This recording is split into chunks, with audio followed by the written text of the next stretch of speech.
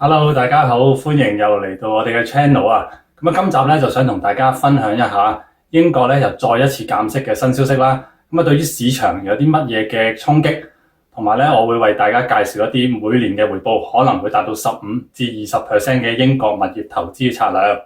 如果未訂閱我哋嘅 channel 嘅咧，就記住 subscribe 翻我哋嘅 channel，同埋咧撳埋個鈴鐘仔啊！咁我哋有新消息咧會通知大家嘅。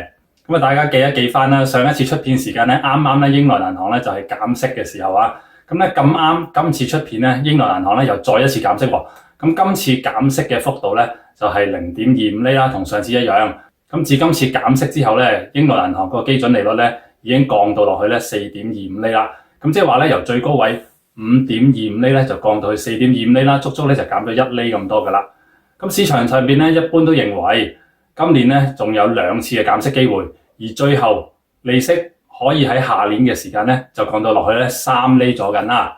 至於3厘呢個水平係咪一定會做到咧？我都唔知嘅，可能會高翻啲，可能係3.5厘啦。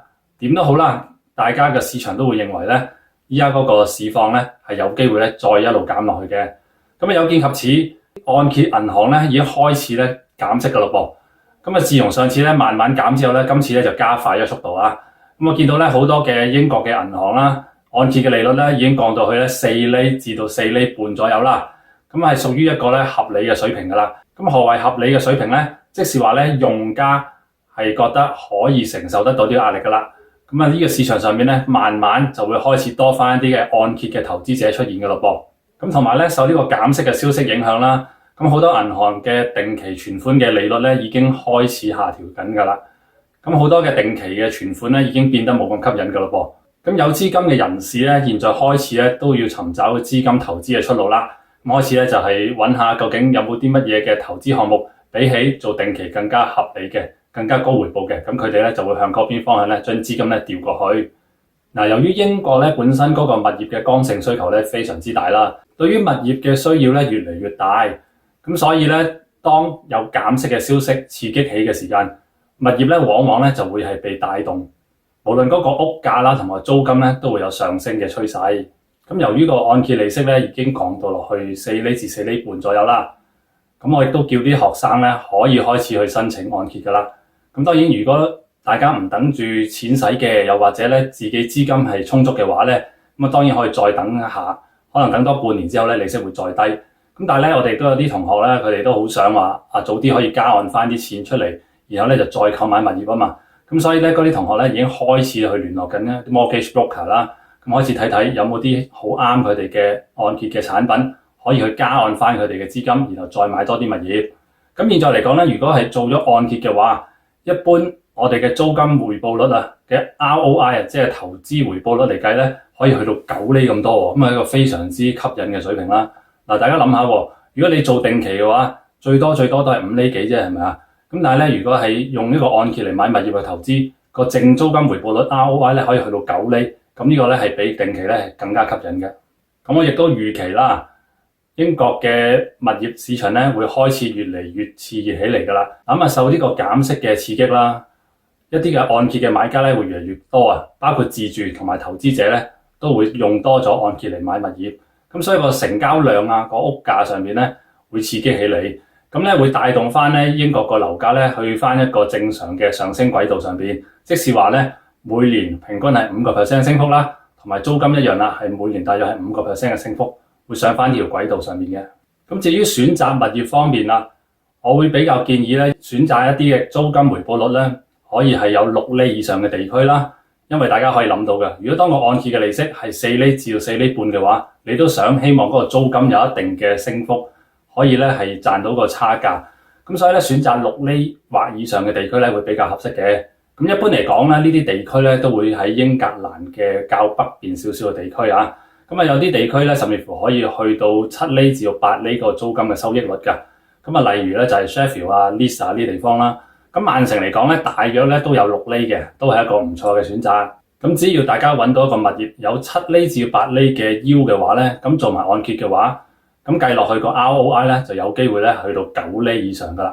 如果大家想知多啲關於按揭或者揀地區上面嘅資訊咧，當然大家可以參加我嘅免費分享會啦。我會為大家咧去講解多少少呢一方面嘅知識嘅。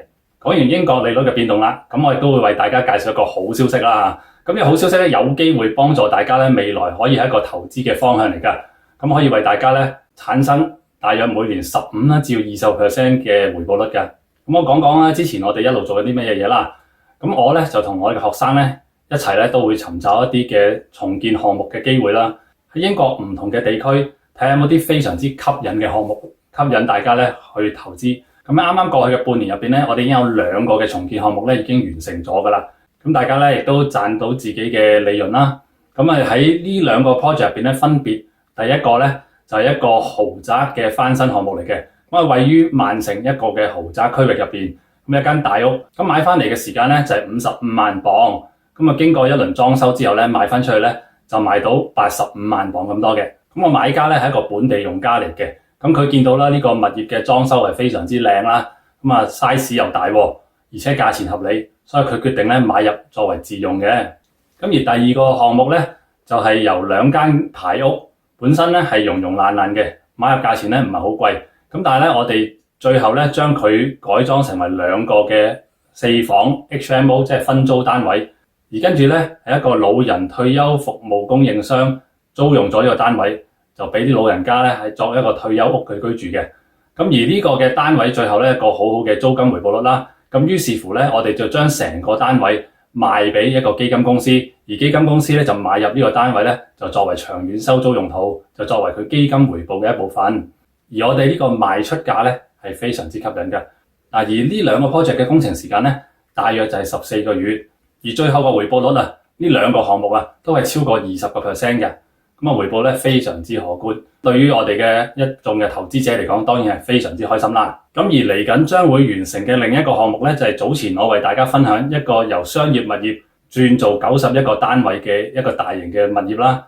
咁呢個改裝嘅工程咧，最終咧我哋就冇做91個咁多啦，我哋就做86個單位，因為咧我哋預留咗地下嗰層嘅部分啦，原本係諗住做多幾個單位嘅部分咧，我哋改裝咗佢，變成一個 clubhouse， 咁變咗多啲嘅活動空間俾大家啦。咁但係最終咧有86個單位，現在已經係即將完成嘅階段。咁但係咧唔好以為完成咗先至會賣或者出租喎。我哋喺工程咧去到最尾嘅時間咧，已經開始放租同埋放售噶啦。當中咧有18個單位咧，我哋係放租嘅，而18個單位入邊咧已經有16個咧已經順利租出咗。咁而剩下落嚟嘅其餘嘅單位咧，全部我哋係攞出去賣嘅。咁而呢個為數咧60幾個單位入邊咧，我哋最後咧依家已經 confirm 咗賣剩5個嘅啫，係非常之鼓舞嘅呢個數字。咁即係話咧，當我哋工程完結嘅話咧，陸陸續續咧大家就會收樓，同埋咧開始入住噶啦。除咗呢3個 project 之外咧，我哋其實仲有另外7個 project 咧都係做緊嘅。咁而由於每個 project 嘅大小個規模咧都係唔同嘅，咁所以個工程需時咧係會有長短之分。咁但係之後咧，我會陸陸續續咧拍片為大家介紹嘅。但係我見到一樣嘢啦，就係從我哋呢啲嘅重建項目入邊咧，可以發現得到，原來市場上邊咧對呢一類嘅翻新嘅重建物業咧係有非常之大嘅需求嘅。一般嚟講咧都好受市場追捧，而且佢哋嘅投資回報咧都係比一般我哋話出租嘅物業咧為之高嘅。咁有見及此啦，我哋咧就會加快去尋找更加多呢啲重建項目嘅機會啦，俾我哋嘅學生有機會一齊參與，可以共同咧去建設到呢個嘅物業市場啦，同埋咧賺取可觀嘅回報。咁我哋喺呢個上半年嘅時間咧，我哋已經成功咧揾到4個新嘅重建項目噶啦。未來咧我哋加快，我哋希望咧可以以2倍嘅速度去揾更加多嘅項目出嚟。咁而每個項目我哋設定嘅投資回報率咧，大約就係15%至20% 以上啦。我想知道未來你哋有冇機會一齊參與呢啲項目咧？記住嚟我嘅免費分享會啦。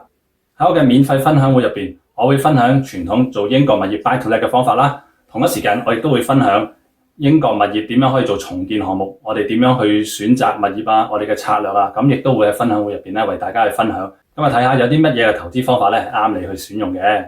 只要用啱方法，每年有15% 至20% 嘅投資回報咧，其實都唔係咁難噶。